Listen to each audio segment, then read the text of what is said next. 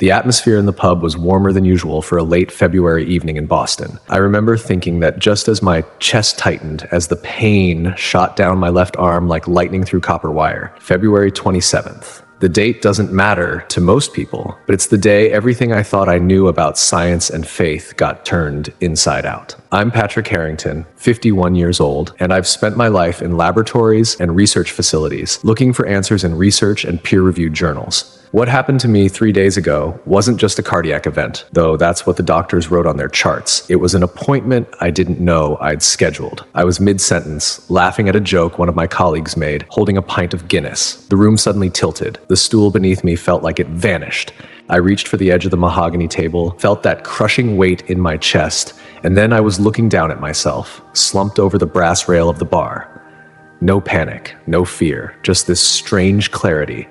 Like finally understanding a complex equation everyone else failed to solve. The ceiling of the pub didn't just vanish, it dissolved into a spectrum of colors that don't exist in our visible light range. I was no longer looking at the sawdust on the floor or the panicked faces of my friends, Christopher and James, as they shouted for someone to call 911.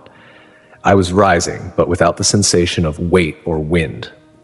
Below me, my physical shell looked small. A tired man in a tweed jacket who had spent too many hours under fluorescent lights.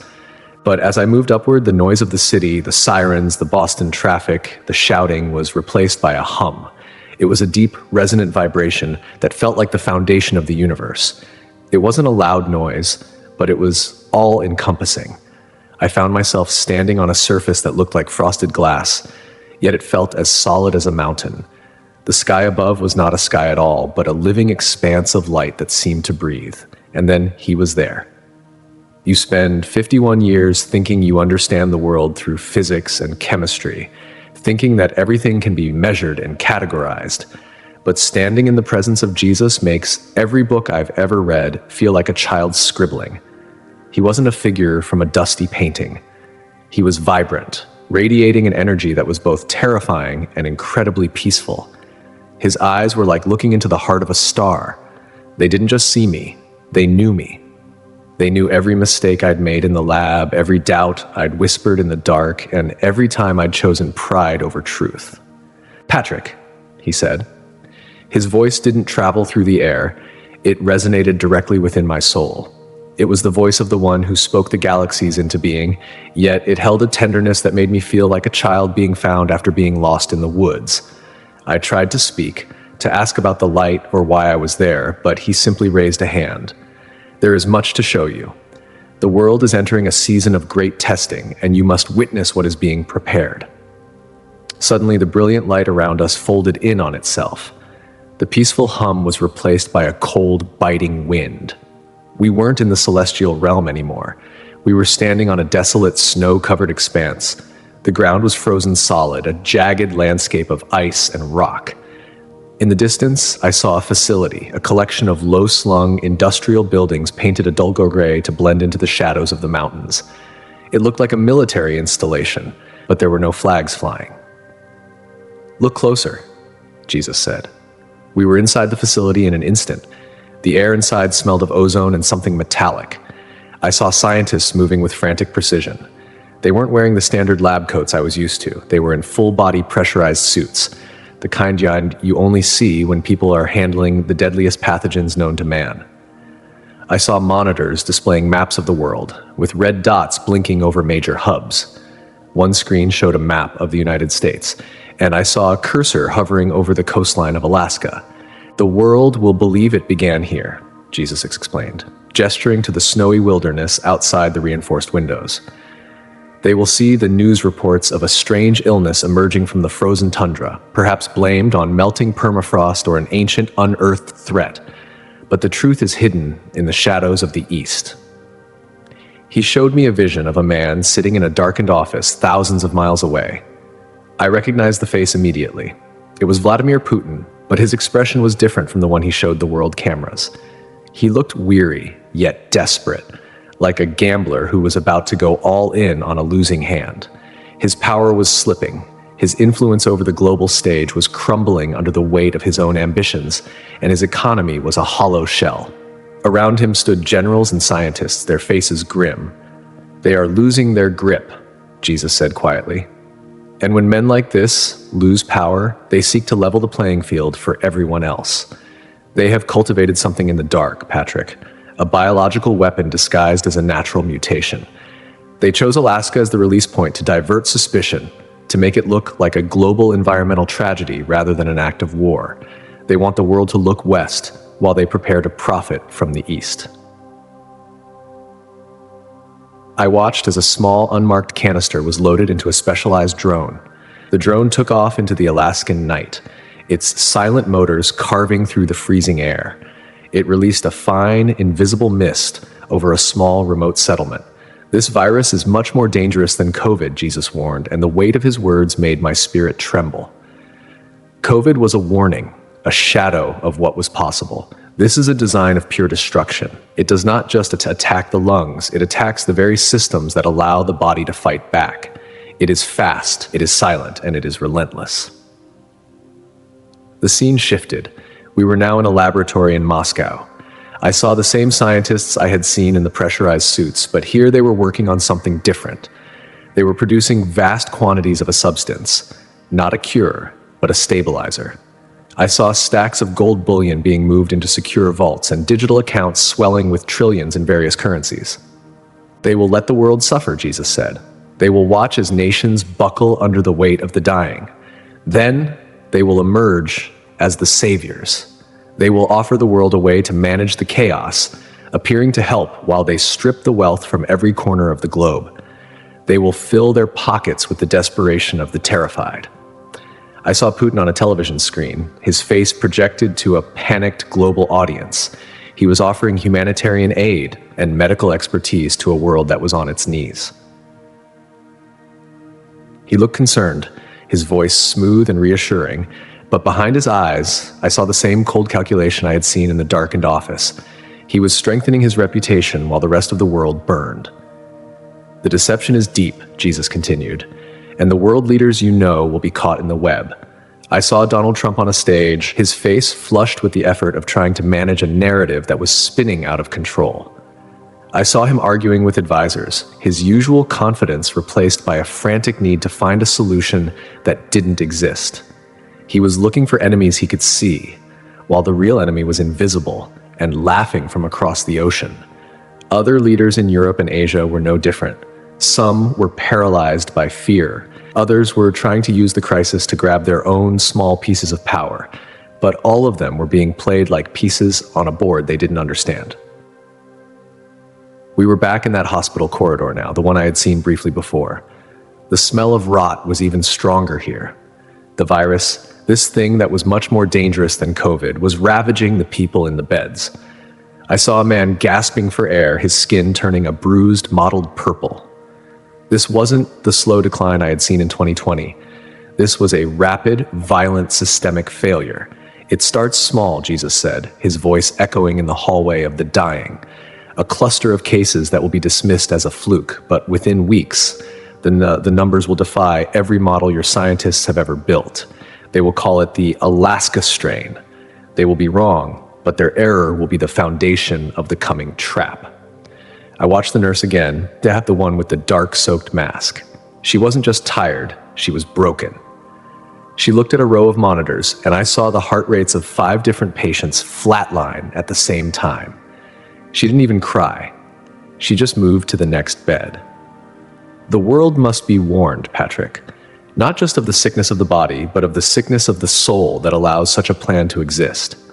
This virus is much more dangerous than COVID because it was born from a desire for total control, not just a biological mishap, and those who seek to profit from it are already counting the cost in lives they do not value.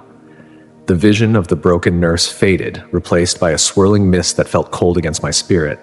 Jesus moved ahead of me, not walking as men do, but simply being where he needed to be. We were now standing in a high-tech newsroom, the kind with glass walls and glowing screens that never turn off. I saw anchors adjusting their ties and applying makeup, their faces tight with a stress they couldn't hide.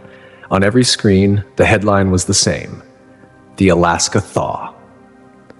They will tell the public that the earth is giving up ancient secrets, Jesus said, his voice cutting through the silent, frantic energy of the room. The media will show images of melting glaciers and cracked permafrost. They will interview experts who speak of prehistoric pathogens returning to haunt the modern world. It will be a story that people find easy to believe because they have already been taught to fear the changing climate. But they are looking at a stage play, Patrick. The script was written in a bunker far from the snows of Anchorage.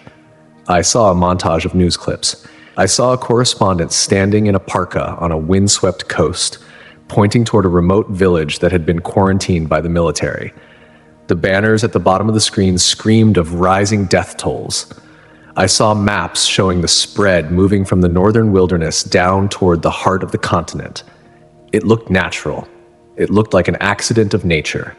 But then Jesus touched the air, and the scene changed. I saw the same Russian ships I had seen before, but now they were positioned in international waters, just out of sight of the coastlines. They weren't just observing. They were releasing subtle, pressurized clouds into the jet stream.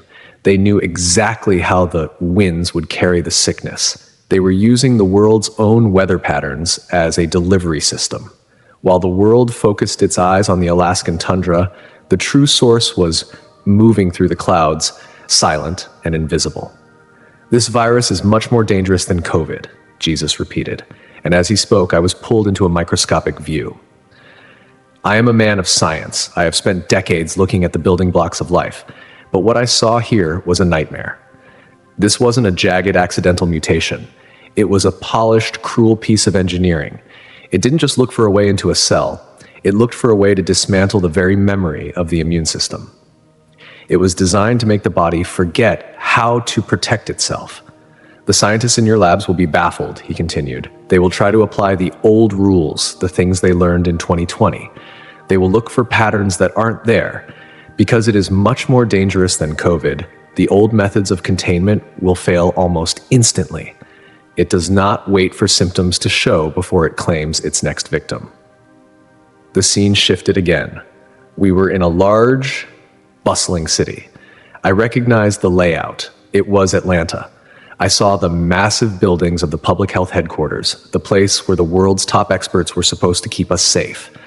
I saw them running through the halls, their faces pale. I saw 3 red circles appear on a digital map: Atlanta, Denver, and Seattle. When you see these 3 names in the news together, know that the clock has reached its final hour, Jesus told me.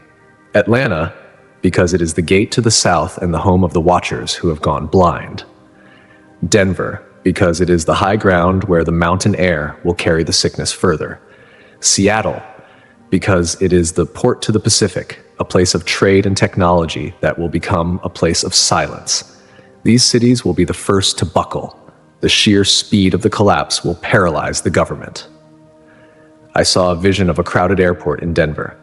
People were rushing to get home, thinking they could escape the news. I saw a businessman cough into his hand and then touch a railing. I saw a mother adjust her child's hat. The virus moved among them like a ghost, jumping from person to person without a single sound. It was much more dangerous than COVID because it didn't just cause a fever. It caused a rapid decline in the blood's ability to carry oxygen. People would be walking, talking, and then suddenly their strength would simply evaporate. In the midst of this chaos, the vision shifted to a grand hall in a palace I recognized as the Kremlin. Putin was there, but he wasn't alone. He was on a video call with other world leaders. I saw their faces, the fear, the desperation. They were begging for answers. And then I saw the transition. The Russian leader began to speak about a breakthrough his researchers had found. He wasn't offering a cure. No, the plan was much more sinister. He was offering a stabilization protocol. He will sell them hope by the barrel, Jesus said. I saw the transactions, trillions of dollars in digital wealth, shifting from the west to the east. I saw shipments of gold, ancient treasures, and the rights to natural resources being signed over in exchange for crates of medicine that only worked for a short time. They will turn the world's suffering into a massive bank account. They will appear as the only nation that had the foresight to prepare, while in reality, they were the ones who set the fire. I saw Donald Trump in a private room, surrounded by maps and frantic advisors. He was shouting, trying to understand why the borders hadn't been closed fast enough. He looked at the reports from Alaska and then at the reports from the 3 cities. I could see the confusion in his eyes. He knew something was wrong, that the numbers didn't add up, but the people around him were too scared to tell him the truth.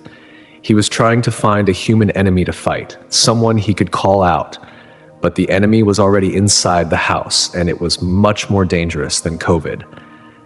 The leaders will try to use the old language, Jesus said. They will talk about flattening the curve and social distancing. But those words will be like trying to stop a flood with a handful of sand. The virus will move through the masks and the barriers as if they weren't there. It will be a season where the wisdom of men is revealed as nothing. We were now standing in the middle of a grocery store in a quiet suburb. The shelves were half empty. People were arguing over the last of the canned goods. I saw a man looking at his phone, his hand shaking. He was reading a news report about the Russian miracle, a story about how Moscow was sending aid to the dying cities of the West. The man looked relieved, as if a weight had been lifted. He didn't know that the very aid he was praying for was the profit of his own destruction. The deception will be so perfect that even the wise will be tempted to believe it, Jesus warned. They will see the Russian planes landing with supplies and think that perhaps the old rivalries are over. They will see the world coming together to fight a natural threat from Alaska. But the money is flowing one way, Patrick. The power is shifting. While the world dies, those who engineered the death are growing stronger and wealthier than any empire in history. I saw a vision of a laboratory in a mountain range I didn't recognize. There were thousands of vials, all marked with a specific seal. These weren't vaccines. They were the stabilizers, the things that would keep you alive for another month, provided you could pay the price. And the price wasn't just money. It was loyalty. It was access. It was the beginning of a system where your very life depended on your connection to the ones who held the medicine. Because it is much more dangerous than COVID, the people will demand that the government do something, anything to make it stop, he said. And the government, in its panic and its debt to the East, will provide a solution that will cost them their souls. The physical sickness is the lure. The spiritual trap is the goal. The vision intensified. I saw the faces of children who were no longer playing. I saw schools turn into temporary wards. The silence in the streets was heavier than any snow I had ever seen. The virus, the Alaska strain, was everywhere, and the world was beginning to realize that the life they knew was gone forever. But in the high offices of the Kremlin, I saw wine being poured and toasts being made. They were losing power in the traditional way, but they were gaining it in a way the world had never seen. You must tell them to look past the headlines, Jesus told me, his eyes burning with a holy fire. Tell them that the help coming from the East is a poison wrapped in a bandage. Tell them that the story of Alaska is a lie told to hide a crime. And tell them that this virus, much more dangerous than COVID, is the tool being used to forge a chain that will bind the world. The newsroom faded, and for a moment I felt like I was suspended in a void between heartbeats. Then, the scene reassembled into something much more intimate and heartbreaking. We were standing in a small, tidy living room in a suburb of Chicago. An elderly couple sat on their sofa, their eyes glued to a small television. The volume was low, but the crawl at the bottom of the screen was a jagged line of red text. Emergency measures expanded to Midwest. They think they are safe because they stay inside, Jesus said, his voice a low rumble of sorrow. They think walls and locked doors can stop what has been engineered to find them. This virus is much more dangerous than COVID because it doesn't need a direct cough or a handshake. It persists in the very air we breathe, stable and waiting, a masterpiece of cold, human malice. I watched as the husband reached out to hold his wife's hand. His skin was pale, almost translucent. I could see the virus already at work within him. In my years at the lab, I'd studied how pathogens interact with human tissue, but this was different. I saw the virus as a dark, vibrating energy. It wasn't just a biological entity. It felt like a curse given physical form. It didn't just replicate. It colonized. It was systematically shutting down the electrical impulses of his heart, the very thing that had failed in me at the pub. The world will watch as their elders vanish first, Jesus continued. Not in months, but in days. The speed will create a vacuum of leadership and wisdom. And in that vacuum, the lies from the East will grow like weeds in a garden. The scene shifted abruptly to a massive shipping port in New Jersey. Huge cranes were silent, frozen against a gray sky. But then a single massive cargo ship began to dock. It flew a neutral flag, but as we moved closer, I saw the markings on the containers. They were Russian. Men in heavy suits began unloading crates marked with a symbol of a blue cross. The Russian relief effort, Jesus said. I could hear the weight of the deception in his words. While the world's trade has ground to a halt, while the American economy is shriveling, these ships will move with impunity. They will bring the stabilizer. They will tell the American people that while their own leaders failed them, while the scientists in Washington were confused by the Alaska strain, the researchers in Moscow found the key. I saw a vision of a meeting in a glass-walled boardroom in New York. A group of bankers was sitting around a table, their faces etched with a terror I had never seen on the faces of powerful men. One of them was looking at a screen showing the total collapse of the dollar. It wasn't a slow decline, it was a vertical drop. Then a message appeared on his screen, a private offer from a Russian-backed conglomerate. They were offering to buy up the largest energy grids and water systems in the United States for a fraction of their value, paid in a new gold-backed digital currency. They will buy the country while it is too sick to fight back, Jesus explained. Putin knows that a direct war is a losing game, but a war of biology and finance, that is a game he has spent decades preparing to play. He is using the virus, this thing that is much more dangerous than COVID, to turn the United States into a collection of assets he can manage from his desk in the Kremlin. And the world will thank him for it, because they will be too busy gasping for breath to see the chains being forged. Suddenly, we were in the Oval Office. The air was thick with the smell of stale coffee and unwashed clothes. Donald Trump was there, leaning over the resolute desk. He looked older, the lines on his face deeper than I'd ever seen in the media. He was on the phone, his voice a rasping growl. I could hear the person on the other end. It was a world leader from Europe, weeping, saying their hospitals were being used as morgues. He wants to help, Jesus said, looking at Trump. He wants to be the hero who saves the day, the one who makes the deal of a lifetime. But he is fighting an enemy he cannot bully and a clock he cannot stop. He will look at the Russian offers of aid, and he will be tempted. He will see the stabilizers arriving and think he can use them to get the country back to work. He doesn't realize that the medicine is part of the poison. He is trying to protect a house that is already being sold out from under him. I saw Trump turn to an advisor, a man I didn't recognize, who was whispering in his ear. The advisor was showing him a tablet with the latest death tolls from the 3 cities: Atlanta, Denver, Seattle. The numbers were staggering. In Seattle, the ports were overflowing with the dead. In Denver, the thin air seemed to make the virus even more lethal. In Atlanta, the very heart of the nation's health defense had become a ghost town. The leaders of the world are being led into a trap, Jesus said. I saw the leader of France, the leader of Germany, the leaders of the East. They are all looking at Russia as the only stable pillar in a world that is shaking. They are being told that the virus came from the melting ice of the American North, and they are starting to blame the West for the tragedy. They are being told that American negligence unleashed this prehistoric plague, and they are turning their backs on their old allies. The vision expanded. I saw a map of the world, but it wasn't a map of countries, it was a map of flow. I saw trillions of units of wealth flowing like rivers of light toward Moscow. I saw the gold reserves of a dozen nations being physically moved. It was the greatest transfer of wealth in the history of mankind, all happening under the guise of global health cooperation. This virus is much more dangerous than COVID because it was designed to create a total dependence, he continued.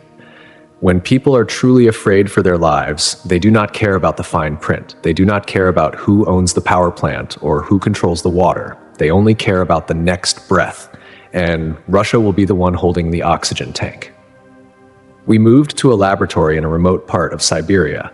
I saw rows of children, orphans perhaps, being used to test the latest versions of the virus. It was a cold, clinical horror. The scientists were recording how long it took for the stabilizer to wear off. They wanted to make sure the world would need a new dose every 30 days. They were creating a subscription to life itself. The profit is not just in the money, Jesus said. It is in the submission. Putin and his circle are not just looking to be rich. They are looking to be gods. They want to decide who lives and who dies. They want to be the ones who grant the right to exist.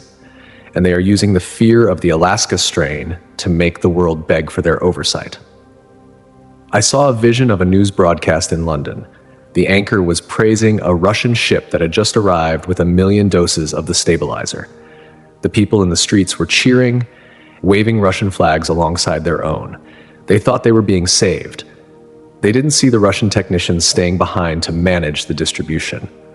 They didn't see the new sensors being installed in the clinics, sensors that were connected back to the intelligence hubs in Moscow. The deception will be so thick it will be like a fog over the entire earth, Jesus warned. People will forget that only a few years ago, they were wary of these very men. The fear will wash away their memories. This virus is much more dangerous than COVID because it erases the will to resist. It makes the soul tired, Patrick. It makes people want to be told what to do as long as the pain stops. I saw the 5 states again: West Virginia, Kentucky, Tennessee, Arkansas, Missouri. They were like small islands of light in a sea of gray. I saw people in these regions turning away from the relief ships. I saw them digging into the earth, relying on the old ways, praying with a fervor that seemed to create a physical barrier against the darkness. The ones who see the truth will be called crazy, he said. They will be called dangerous. The media will say that those who refuse the Russian miracle are the ones keeping the virus alive. They will be blamed for the continued suffering of others. The pressure to conform will not just come from the government. It will come from your neighbors, your friends, your own family. I saw a vision of a woman in a small town in Tennessee. She was hiding her children as a health patrol drove by. The patrol wasn't just American. There were international consultants with them, men with cold eyes and Russian accents. They were checking every house for the unprotected. They were offering the stabilizer as a gift, but the woman knew. She had heard the warnings. She felt the heaviness in the air and knew it wasn't from the ice in Alaska. You must tell them that the solution is a lie, Jesus told me, his voice echoing through the visions of tragedy and greed. Tell them that the profit being made is the price of their freedom. Tell them that the world leaders are being manipulated by a man who has no heart. And tell them that this virus, much more dangerous than COVID, is only the beginning of the darkness they are trying to bring upon the earth. The vision of the woman in Tennessee stayed with me, a flicker of light in a gathering storm. But as the scene shifted again, we were no longer in the quiet woods. We were in the heart of the machine. I saw a massive digital map of the world, but it wasn't showing borders or terrain. It was showing the flow of money, represented by pulsing veins of light. Most of the veins were turning gray and dimming as the economies of Europe and the Americas withered. But then I saw a bright, aggressive glow originating from Moscow, spreading like a web across the globe. They are not just selling medicine, Patrick, Jesus said, his voice steady, even as the images grew more disturbing. They are selling a new foundation for the world. Because the virus is much more dangerous than COVID, the old systems of trade and trust have shattered. People can no longer rely on the promise of a future. They only want to survive the day. And Russia is providing the only currency that seems to have value, the currency of survival. I watched a vision of a harbor in Greece. A Russian vessel was being met by government officials who were bowing, literally bowing, as the crates of stabilizers were offloaded. In exchange, I saw the transfer of digital deeds. Russia was now the owner of the port, the shipping lanes, and the very ground the people stood on. This was happening in real time across Italy, Spain, and the coastlines of Africa. While the world believed Russia was a fading power, they were using this manufactured plague to buy the Earth's most vital arteries. The world will see Putin as a man who found strength in a time of crisis, Jesus explained. They will say that while the West was arguing about politics and the Alaska strain, he was focused on the science of saving lives.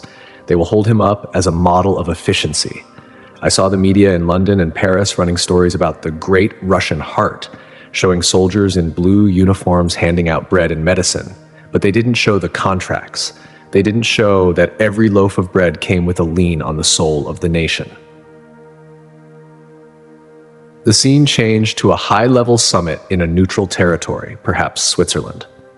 I saw world leaders gathered, but they looked like shadows of their former selves. I saw the leaders of the European Union sitting across from Russian delegates. The Russians were calm, almost bored, as they laid out their terms. The Europeans were desperate. Their hospitals were failing, their streets were in revolt, and the virus, this thing much more dangerous than COVID, was claiming their children. They will trade their sovereignty for 30 days of peace, Jesus said. I saw them signing agreements that allowed Russian health monitors to be stationed in every major city. These monitors are not doctors, Patrick. They are the eyes and ears of a new empire. They are installing sensors in the streets, in the phones, and in the very walls of the homes. They tell the people it is to track the virus to catch the next outbreak before it starts, but it is to track the people to ensure that no one moves without the permission of the ones who hold the stabilizer. Then I saw Donald Trump again. He was in Florida, standing on a stage, trying to rally a crowd that was smaller than usual. He was speaking about American strength, about how we would overcome the Alaska plague. But even as he spoke, I saw the people in the crowd looking at their phones. They were seeing news alerts about the Russian aid ships arriving in New York and Los Angeles. They were seeing the Russian miracle and wondering why their own leaders hadn't provided it first. He is being undermined from within, Jesus told me. His own advisors are taking secret meetings with the Russian delegates. They're telling him that the only way to save the economy is to accept the Russian terms. They are showing him the death tolls in Atlanta, Denver, and Seattle, and they are telling him that the American people will hang him if he doesn't bring in the Russian help. He is a man who values winning, and they are making him feel like he has already lost. He is being pushed to make a deal that is actually a surrender. I saw a vision of a dark room in the White House. A group of men were whispering. They weren't elected officials, they were the heads of massive corporations and intelligence agencies. They were looking at a plan to integrate the Russian stabilizer into a new national health ID. They were talking about how they could use this crisis to finally implement a total tracking system that would prevent future pandemics. They were using the fear of the virus, much more dangerous than COVID, to justify a level of control they had only dreamed of before. The deception is not just coming from the East, Jesus warned. It is being welcomed by the powerful in the West who see an opportunity to secure their own positions. They are willing to let Russia take the lead as long as they get to be the ones who manage the local population. They are the ones who will present the mark to the people. They will call it a digital passport for freedom. They will say it is the only way to reopen the schools and the stadiums. The vision shifted to the 5 states again. I saw a group of men in West Virginia sitting around a campfire in the deep woods. They had no phones, no computers. They were talking about the Bible, about the prophecies they had read. They felt the change in the air. They knew the Alaska strain was a lie. They were preparing to disappear into the mountains, to live off the land and trust in God's provision. They will be hunted, Jesus said quietly. Not by soldiers at first, but by the health regulators. The world will be told that these people are reservoirs of infection, that because they refuse the stabilizer and the tracking system, they are a threat to everyone else. The media will paint them as selfish, as dangerous radicals. They will use the love of neighbor as a weapon against the faithful, saying that if you truly loved your neighbor, you would take the mark and accept the system. I saw a vision of a massive facility in the Russian interior. It looked like a cross between a factory and a temple. Inside, they were producing the quantum ID. It wasn't just a chip, it was a sophisticated piece of technology that worked with the biological stabilizers. It was designed to link a person's nervous system to a global network. I saw a man in Moscow pressing a button, and halfway across the world, a woman's phone turned green, allowing her to enter a building. Then he pressed another button, and a man's phone turned red, locking his bank account and his front door. "This is the world they are building while people are dying," Jesus said. "The virus is the distraction, the suffering is the leverage, and Russia is the architect. They are using the loss of their traditional power to force a new kind of power onto the world. Putin knows that he cannot rule the world with tanks, but he can rule it with the right to breathe. He is positioning himself as the high priest of a new scientific order, one that has no room for me." I saw a vision of the Pope and other religious leaders standing with Putin. They were calling for a global day of healing and thanking the Russian people for their unselfish sacrifice. They were telling their followers that God had provided the answer through the Russian scientists. They were leading their flocks directly into the jaws of the wolf, and they were doing it with smiles on their faces. "The spiritual blindness will be the greatest tragedy," he continued. "People will pray for help, and when the Russian miracle arrives, they will think their prayers have been answered. They will not see the cost. They will not see that they are trading their eternal inheritance for a few more years of physical comfort in a world that is already passing away. This virus, much more dangerous than COVID, is the test of who people truly trust, the creator or the system." I saw the city of Atlanta again. The hospitals were empty of doctors, but full of Russian consultants. They were the ones in charge now. They were the ones deciding who got the stabilizer and who was too far gone to save. I saw them marking the doors of the houses, a green mark for those who complied, a red mark for those who didn't. The red-marked houses were being bypassed by the food trucks. The children inside were crying, and the parents were looking at the green-marked houses with a mixture of envy and hatred. "The division will be total," Jesus told me. "Family against family, brother against brother, all because of a lie born in the dark and released in the snow. You must tell them, Patrick. Tell them that the light in the east is a false dawn. Tell them that the only true refuge is found in me, and that the 5 regions I have shown you are the places where my grace will be a shield against the coming night." The vision of the religious leaders standing with the man from Moscow chilled me more than the Alaskan wind. It was a picture of a world that had lost its compass. As we stood there, the scene shifted to a massive digital exchange, a room filled with server stacks that hummed like a hive of angry bees. I saw numbers flickering at a speed no human could track, and I saw the wealth of the Western world being converted into a new Russian-backed currency. "They are not just profiting from the sickness," Jesus said, his voice a calm anchor in the midst of the digital rush. "They are erasing the very concept of financial independence. Because this virus is much more dangerous than COVID, the old markets have been closed to prevent a total collapse." Into that silence, Russia has stepped with a plan for a global ledger. They call it the Unity Standard. They tell the world it is the only way to ensure that resources are distributed fairly during the Alaska emergency. But the ledger is a cage. If you do not have the favor of the ones in the East, your numbers simply disappear. I saw a vision of a young couple in a suburb of Denver. They were trying to buy milk for their child. They tapped their phone at the register, but a red X appeared. A message flashed on the screen. "Unstabilized status. Account suspended for public safety." The cashier, a man whose own eyes were wide with fear, shook his head. He couldn't help them. To do so would mean his own account would be flagged. The father looked at the camera in the corner of the store, and for a second, I saw his spirit sag. He knew he had no choice. He had to go to the clinic and accept the Russian stabilizer and the tracking that came with it. "This is how they break the will of a nation," Jesus said. "They don't use bombs. They use the milk for a child. They use the electricity for the heater. Because it is much more dangerous than COVID, the people have surrendered their right to privacy for the promise of survival. And Putin is the one who holds the master key. He is appearing on the world stage as the great humanitarian, the one who stepped in when the American system failed. While the world thinks the virus came from the melting ice in Alaska, he is filling his coffers with the gold of nations that once stood against him."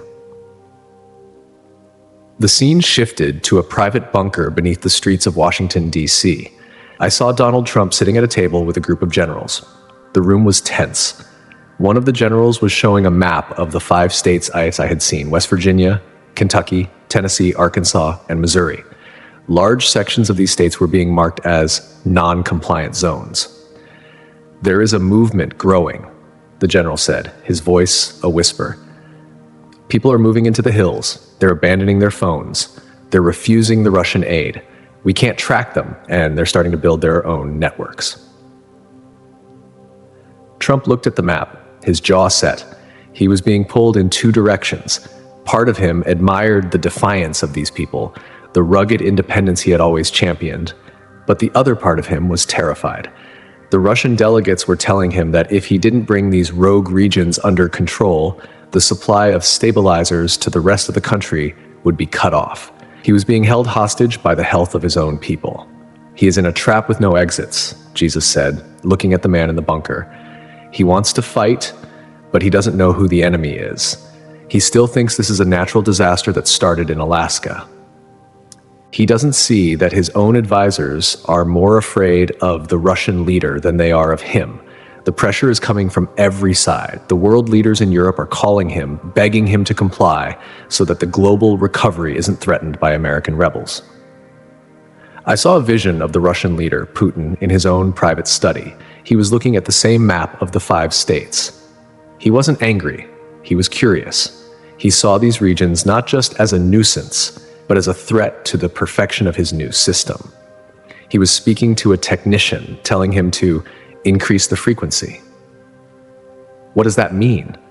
I asked. In response, the vision pulled me into the very air over the Appalachian Mountains. I saw waves of invisible energy pulsing from towers that had been built under the guise of enhanced 5G for medical monitoring.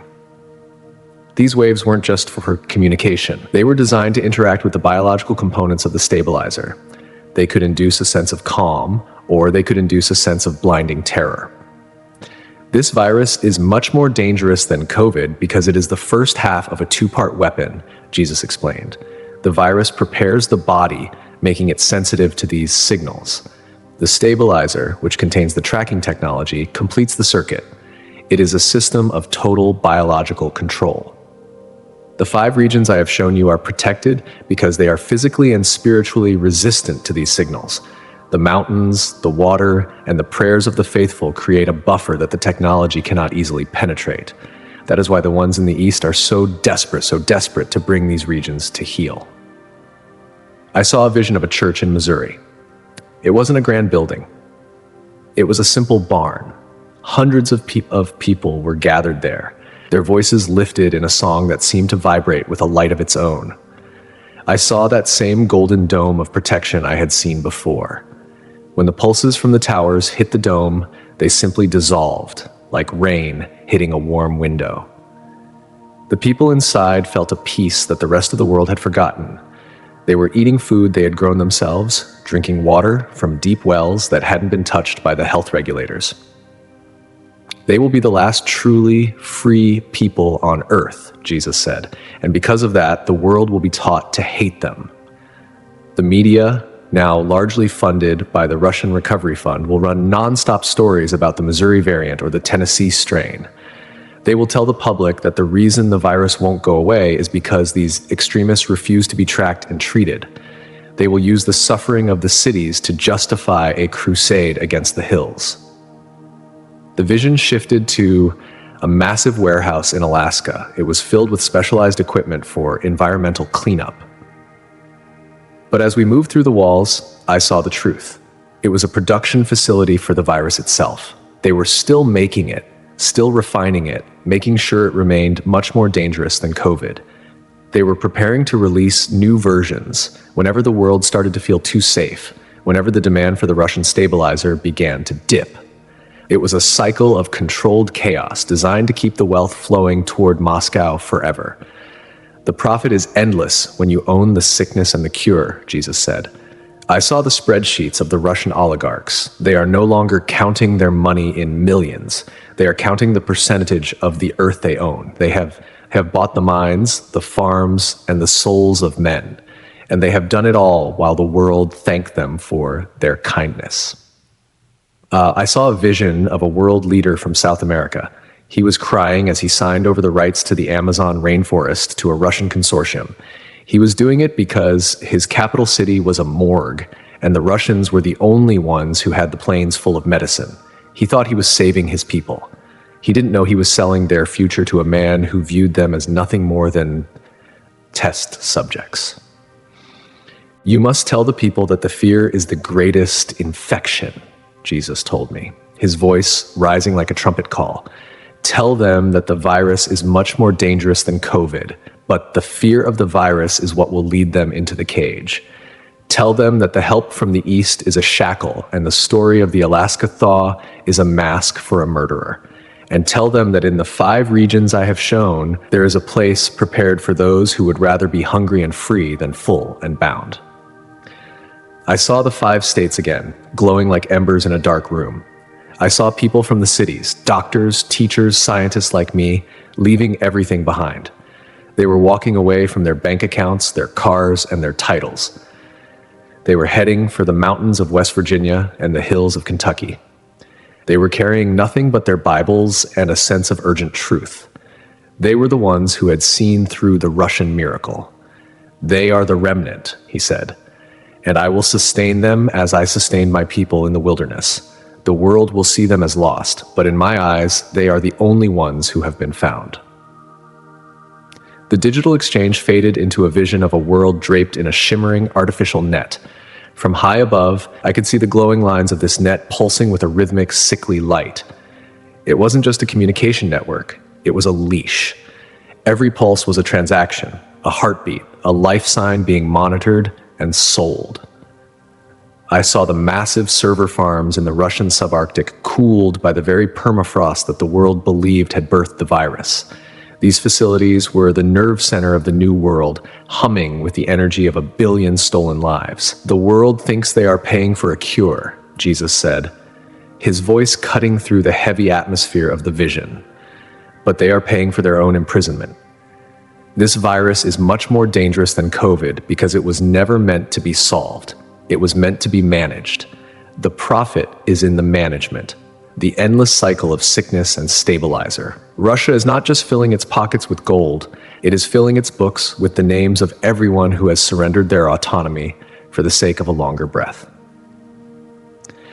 I saw a vision of the United Nations, a place that usually buzzed with the debate of many nations.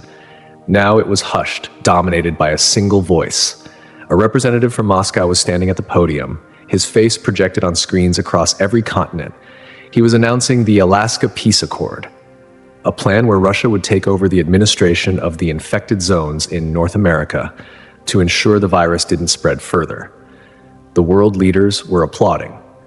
I saw the leaders of France, Germany, and Canada nodding in agreement, their faces masks of relief. They were happy to hand over the burden of leadership to anyone who claimed to have the answer. They are giving away the keys to the kingdom because they are tired, Jesus said. The fear has made them weary.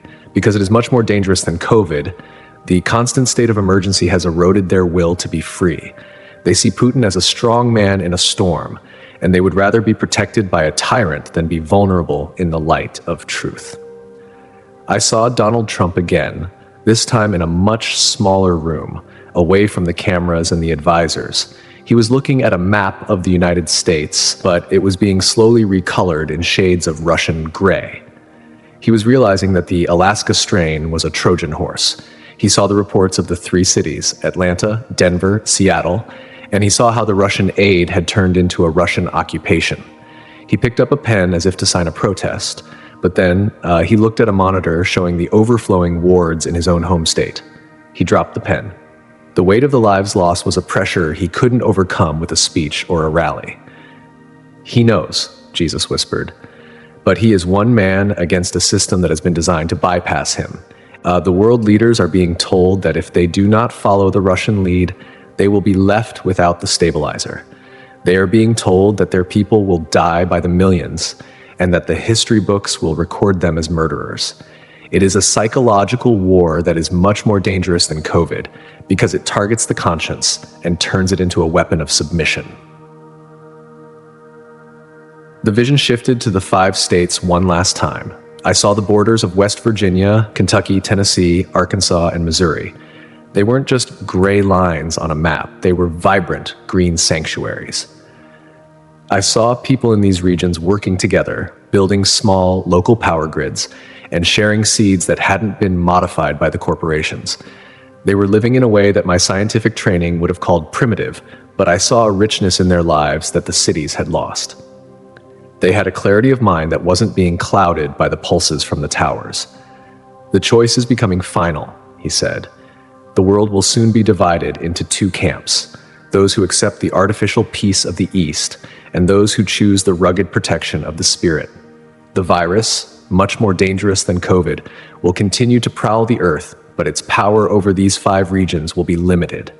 My hand is over them, not to make their lives easy, but to make their faith possible." Suddenly, the visions began to accelerate. I saw the sky splitting open, just as I had seen before. I saw the end of the deception, the moment when the man in Moscow would be revealed for what he truly was. I saw the Russian miracle turn into a nightmare as the stabilizers began to fail and the true cost of the mark became clear.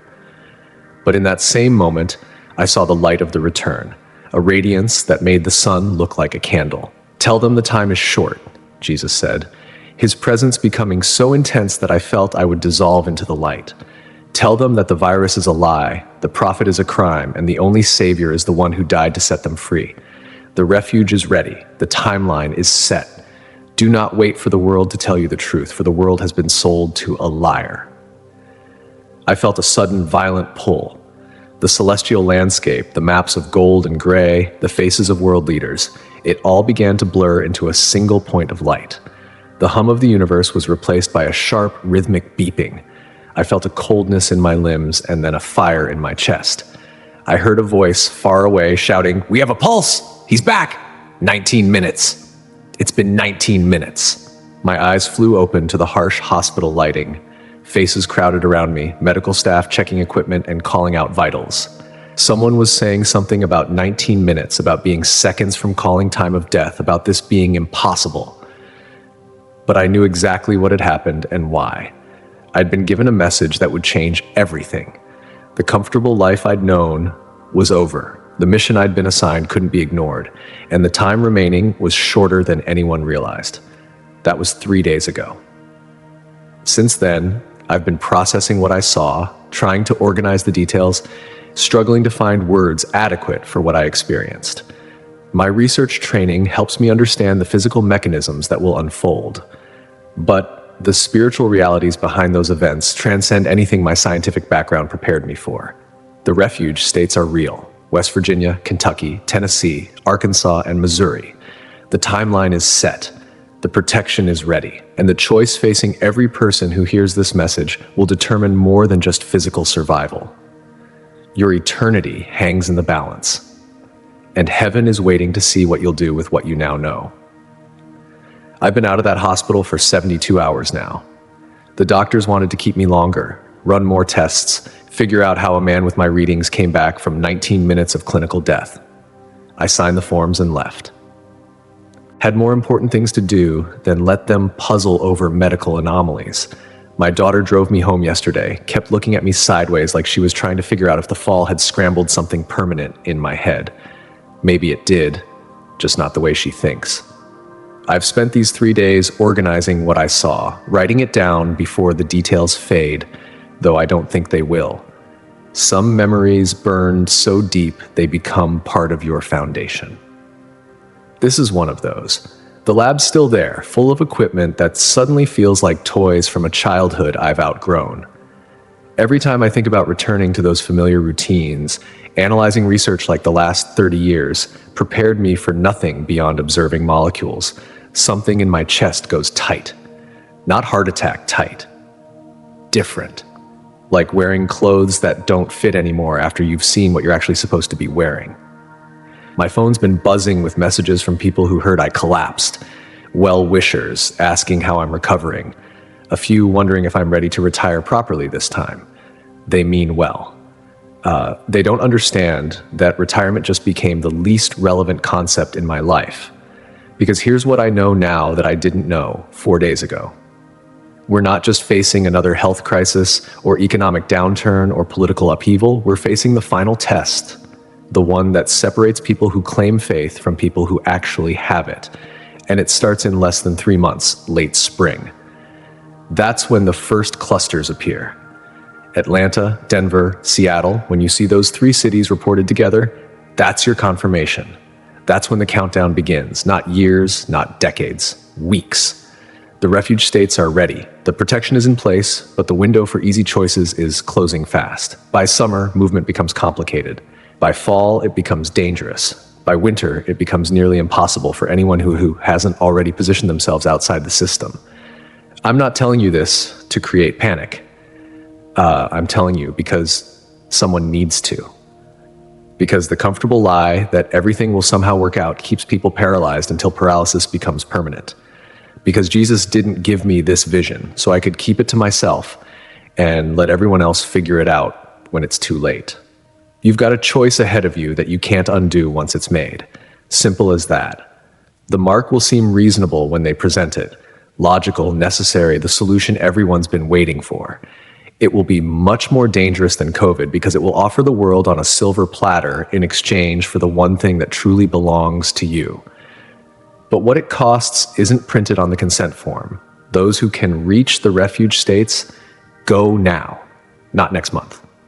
Not when you've saved more money or tied up loose ends. Now, while land is still available and movement is still free, and communities are still forming that will welcome you. Those who can't leave, start preparing where you are. Build networks with other believers who understand what's coming. Establish systems that don't depend on commerce, that will require the mark. Learn to hear his voice clearly enough that you'll recognize his guidance when circumstances become impossible. And most importantly, decide right now where your line is, what you won't compromise on regardless of pressure, because that pressure is coming, and it will be designed specifically to find every weak point in your faith and exploit it until you break. I don't know why Jesus chose a man of science to carry this message. Maybe because I spent my life looking at evidence that others ignored. Or maybe just because scholars would complicate it, and I'll keep it simple. There is a storm coming, biggest one we've ever seen. The signs are already showing for anyone willing to look. You can prepare now, or you can wait until you're swimming and wonder why nobody warned you. I did my part, delivered what I was shown. What you do with it is between you and him. Thank you for listening to my story until the very last word. If you're still here, I believe it's not by accident. Something in this message was meant for you. Before you go, write a comment and tell me where you're watching from. I want to pray personally for your nation and your family. If this testimony spoke to your heart, subscribe and turn on notifications so you can stay connected to the messages I continue to share. And please send this to a few people you care about. One message shared at the right moment can awaken faith, restore courage, and lead someone back into the arms of Jesus.